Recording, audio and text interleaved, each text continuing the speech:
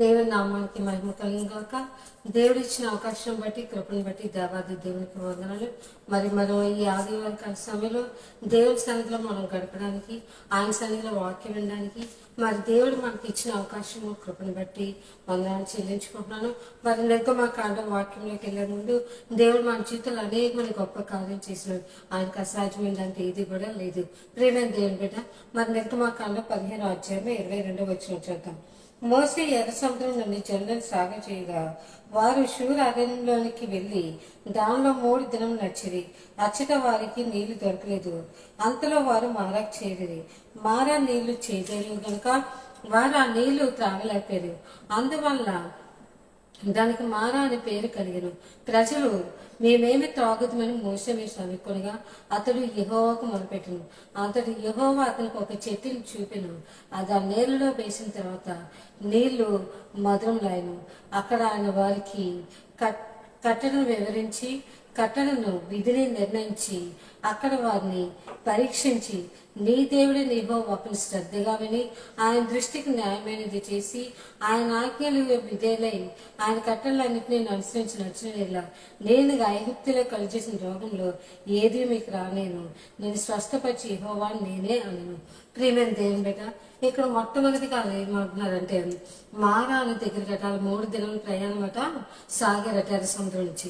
Sure అరణ్యంలోనికి వెళ్ళేటప్పుడట ఏమైందట, వారికి దాహం వేసిందట.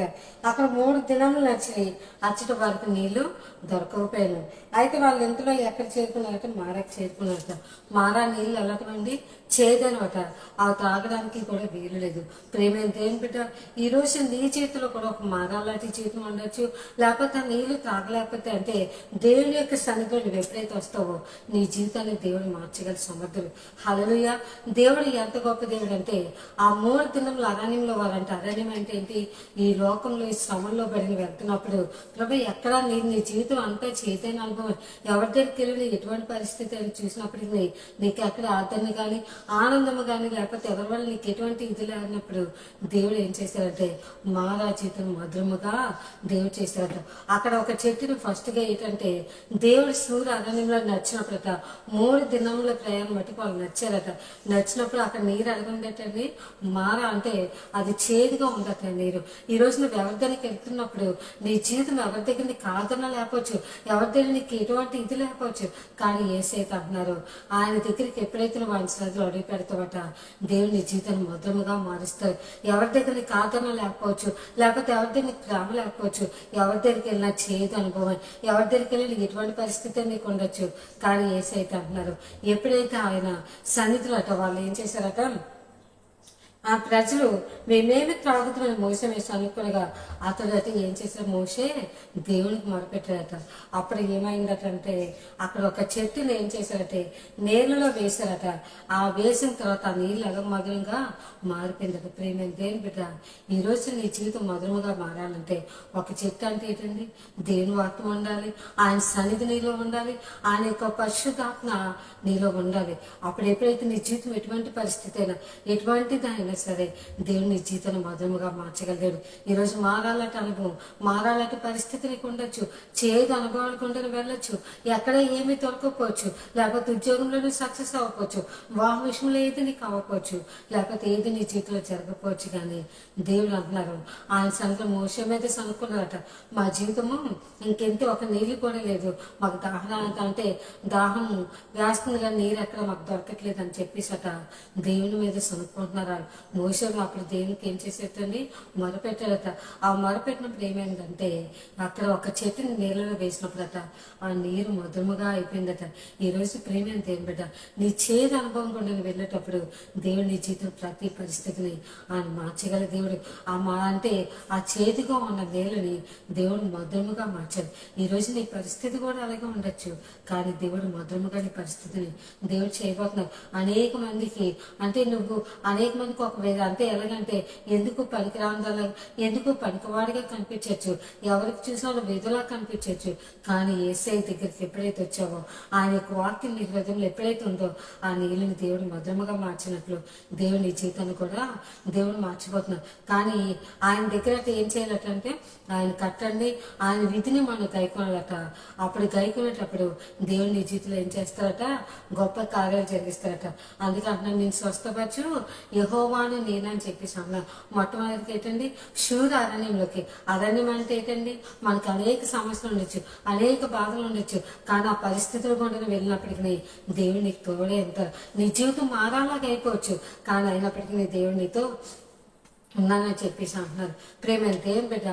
రెండోది ఏంటంటే, ఎప్పుడైతే ఆ చెట్టు అది ఆ నీళ్ళలో వేసిన తర్వాత అది ఏమైందండి, మధురముగా మారిపోయింది.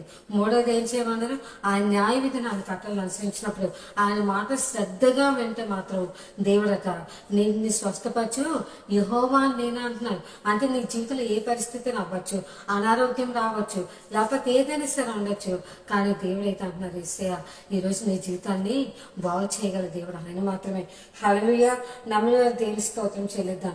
ఆయన దృష్టికి న్యాయమైనది చేయాలట. ఆయన ఆజ్ఞను గైకొనట.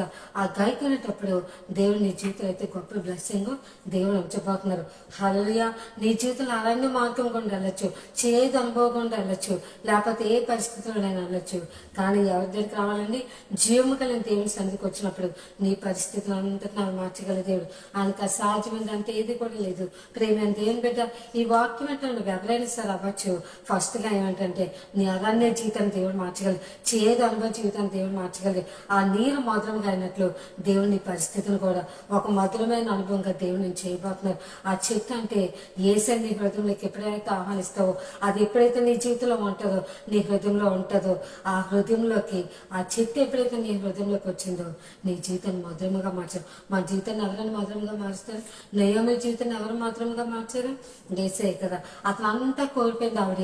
అదంతా కోల్పోయిన తర్వాత ఆమె జీవితం దేవుడు మధురముగా చేసినట్లు ఈ రోజు నీ జీవితాన్ని కూడా దేవుడు మధురముగా చేయబోతున్నాడు.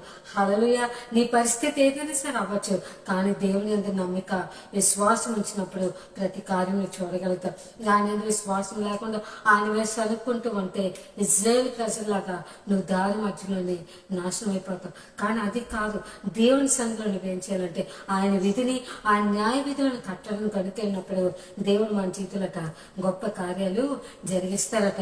అందుకే ఎవరైతే శ్రద్ధగా ఆయన వాక్యాన్ని, అందుకే అంటున్నారు, యెహోవా ధర్మశాస్త్రం అనుసరించి నిర్దోషముగా నడుచుకున్న వారిని ఆయన శాసనం గైకొంచు వారు ఏ పాపం చేయరంట. ఆహా, నీ కట్టలు గైకొన్నట్లు నా ప్రవర్తన స్థిరపడిందినా గంట మేలు అంటున్నాం.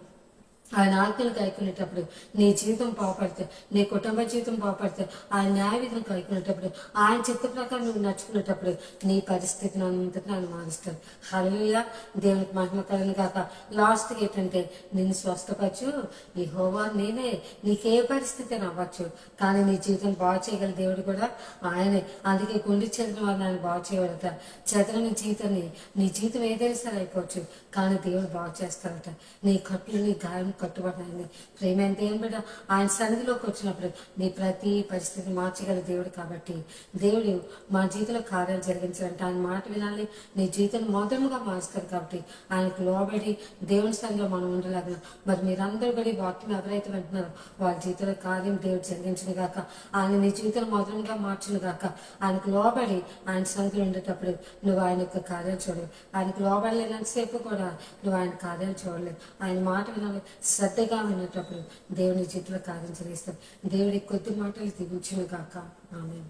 ప్రార్థన చేసుకుని, పరిశుద్ధమైన దేవతని యేసయ్య మీకు వందనాలు ప్రభా. తండ్రి, ప్రియమైన దేవాన యేసయ్య మీకు మహిమ కలుగును గాక. తండ్రి ప్రభా, దేవా ఈ వాక్యం ఉంటుంది ప్రతి బిడ్డ హృదయంలో నీ వాక్యం ఎత్తబడేలాగా చేయమని అడుగుతున్నాను తండ్రి.